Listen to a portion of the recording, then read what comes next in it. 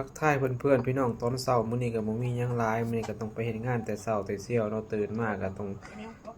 นี่เลยเตรียมเตรียมโตวออกไปเฮ็ดงานเลยทุกคนเนาะมื้อนี้ก็มีนัดงานมื้อนี้ก็ไปเฮ็ดงานขึ้นนี่เลยทุกคนมีงานแบบงานเสริมนำเลยนะเป็นงานแบบค่อนข้างจะ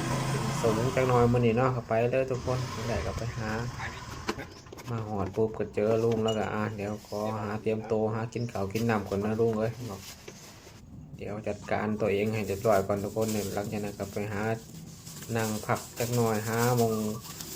แดดจะจ้าเนาะอบอุ่นตัวเองจักหน่อยเนาะช่วงนี้อากาศก็ค่อนข้างช่วงนี้ก็ฝนค่อนข้างจะตกดูตกบ่อยร้ายเนาะก็ต้อง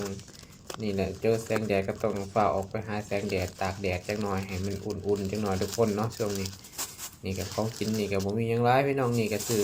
ลาบปลาดุกมาเลยเนี่ยลาบปลาดุกมาอย่างเดียวนี่แหละกินแบบสบายๆนะกินไปก่อนช่วงนี้เนาะของทัพมันก็ต้องเดินโดยท้องก่อนจะไปเห็นงานใดก็ต้องนี่แหละก็ต้องกินข้าวก่อนแล้วทุกคนเนาะมาทำกันนี่อันนี้ฮอน2 ห่อนี่ก็โอเคแล้วเนาะจัดไปเลยทุกคนโอ้คุณนะแสบๆทำกันเด้อทุกคนแสบๆทำกันเด้อคุณนะมีผักให้อีกเด้อมากินแล้วก็ต้องรีบฝ่าวไปได้ช่วงนี้นะลุงเพิ่นก็ทาล้นลายเลยไปทา อันนี้ได้ผลจมให้อีกเนาะทุกคนต้องกินเฝ้ากินในเฝ้าไปเห็นงานนะเนาะก็สำนั่นแหละมื้อนี้ก็มีงานคือว่าเราต้องไปใส่ล้างน้ำไปยังให้เล่าเรียบร้อยพุ่นละช่วงเที่ยงพุ่นละจังสิได้พักหลังจากนั้นก็ต้องเฝ้ากินฮอดเวลาแล้วทุกคนเนาะนี่ก็สวยแห้งแล้วล่ะทุกคนก็เตรียมโตวเลยมาฮอดก็ขอลุงแล้วก็วันนี้แหละนี่งานโอ้เบิ่งล้างน้ำย้อนแต่เสกตัวสระลงมาอยู่ มียังขึ้นไปยืนไหน ก็ต้อง เรามาจับคนละ2 คนละ คุยกันจังหน่อยว่าจะเอาแบบใดเหตุจังใด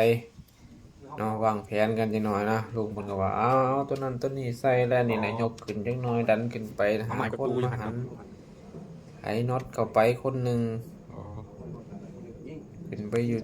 ยู่สูงพุ่นละทุกคนพุ่นนะเนาะตกแต่งยังให้เรียบร้อยพุ่นแล้วเนาะจังใดก็บอกวิธีการกันมาหลังจากนั้นก็รับหน้าที่เวียนงานเรียบร้อยแล้วทุกคนหอด